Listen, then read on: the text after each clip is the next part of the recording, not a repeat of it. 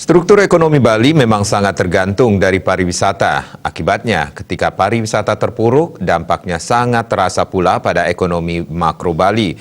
Meski demikian, sektor pertanian masih mampu bertahan. Di tengah terpuruknya perekonomian Bali akibat pandemi COVID-19, sektor pertanian masih memiliki daya tahan. Sektor ini memang turut terdampak akibat mandeknya pemasaran produk pertanian ke hotel dan restoran yang tutup. Namun di sisi lain, kebutuhan produk-produk pertanian tetap tinggi, terutama di kalangan rumah tangga. Kedepan, pemerintah perlu lebih serius mengembangkan sektor pertanian, misalnya dengan investasi di tingkat hulu dan pelindungan harga di tingkat hilir.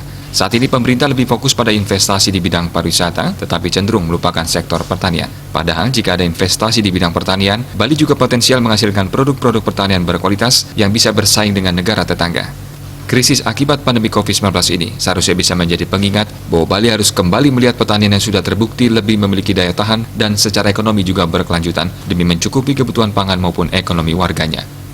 Putu Ratna, Bali TV.